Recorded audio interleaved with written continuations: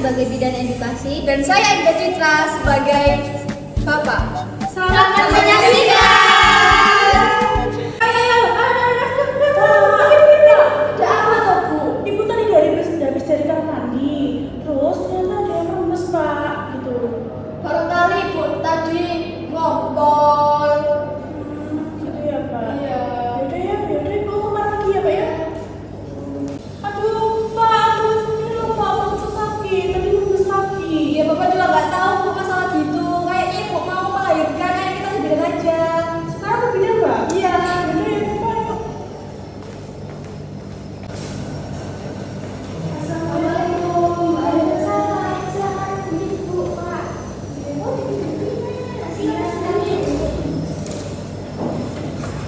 Oh, ada yang bisa saya bantu? Perasaan kemarin baru kesini ya? Kesini lagi ada apa? Iya, Bu. Soalnya tadi itu saya kan pipis. Terus keluar air kayak rembesan gitu. Tapi saya tuh bingung. Ini kenapa kok bisa keluar kayak gini? Banyak lagi, Bu. Terus baunya juga nggak enak. Ini perut saya juga kenceng-kenceng, Bu. Oh, kalau boleh tahu usia kehamilannya berapa ya, Bu? Sekarang usia kehamilannya kalau nggak salah udah masuk 9 bulan loh, Bu. Oh, mungkin itu udah tanda-tanda persalinannya, Bu. Saya cek ya, Bu. Ini, Bu. Hai, saya Indah. Saya akan menjelaskan beberapa tanda-tanda persalinan. Dari video tadi kita dapat menyimpulkan bahwa si ibu sudah mengalami salah satu tanda persalinan, yaitu keluar lendir. Nah, keluar lendir ini bisa disebut dengan ketubannya sudah pecah. Cara menandai ketuban itu baik atau tidak, kita bisa melihat atau menanyakan. Ketubannya keluar ini berwarna jernih dan tidak berbau. Ketuban normalnya tidak berbau dan berwarna jernih. Jikalau ada pasien yang mengalami ketuban berbau dan juga berwarna, itu adalah salah satu tanda ketuban tidak normal. Yang kedua, ada kontraksi yang adekuat. Cara kita mengetahui kontraksi ini palsu atau tidak, kita menanyakan kepada pasien. Pasien sudah merasakan kontraksi selama 10 menit. Dengan ditandai dalam 10 menit ini ada berapa kali, misalkan ada 3 kali atau lebih. Nah, ini bisa disebut dengan kontraksi asli. Jikalau dalam 10 menit masih kurang dari 3 kali, ini bisa disebut dengan kontraksi palsu. Yang ketiga, ada ketuban pecah. Nah, ketuban pecah ini kita harus mengetahui ini benar-benar ketuban atau tidak. Ciri-ciri ketuban normal, yang pertama tidak berbau dan yang kedua tidak berwarna. Jika ada pasien yang mengalami mengeluarkan ketuban yang berbau dan berwarna, maka ini adalah salah satu tanda bahaya persalinan dan bisa segera merujuk ke fasilitas tenaga kesehatan terdekat. Yang keempat, sering buang air kecil. Penyebab ibu mengalami sering buang air kecil ini dikarenakan kepala janin mendorong kandung kemih ibu sehingga ibu akan merasakan sering buang air kecil. Yang kelima, rasa ingin BAB. Nah, rasa ingin BAB ini biasanya ditandai dari ibu yang sudah mengalami pembukaan 9 ataupun sudah lengkap. Kenapa? Dikarenakan kepala janin sudah masuk panggul dan rektum sudah penuh dengan kotoran sehingga si ibu ingin membuang air besar seperti itu. Dan yang terakhir yaitu nyeri punggung dan menjalar ke bagian bawah dikarenakan ada kontraksi yang adekuat dan berlebihan. Jika kamu mengalami salah satu atau beberapa tanda persalinan tadi, segera membawa ke fasilitas kesehatan terdekat. Contohnya TPMB, klinik, puskesmas, rumah sakit, dan lain sebagainya. See you!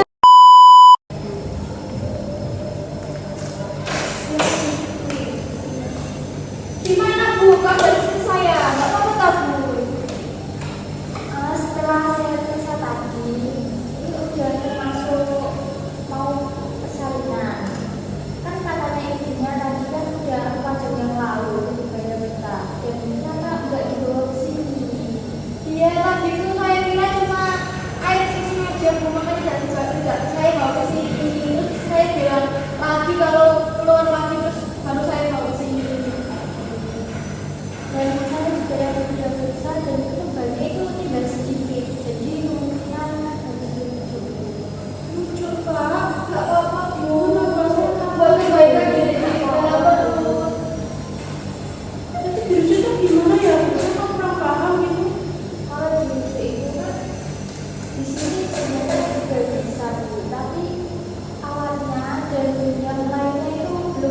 bayi. Jadi nanti kalau ibu dirujuk itu bisa memperlancar juga persalinan ibu dan resikonya juga tidak terlalu tinggi juga.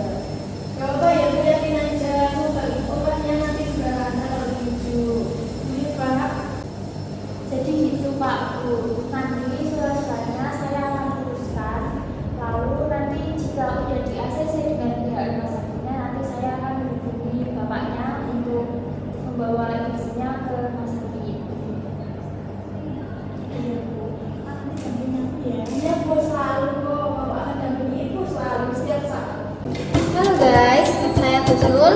Saya akan memberitahu teman-teman semua bahwasanya ini adalah persiapan merujuk untuk merujuk pasien dengan Pak Sebuah. Yang pertama yaitu bidan. Bidan yaitu sebagai penolong dan pendamping di mana saat ibu akan dilakukan rujukan ke fasilitas kesehatan. Yang kedua yaitu alat. Alat ini digunakan untuk bidan jika ibu nanti pada saat perjalanan ke fasilitas kesehatan mengalami persalinan. Yang ketiga yaitu keluarga.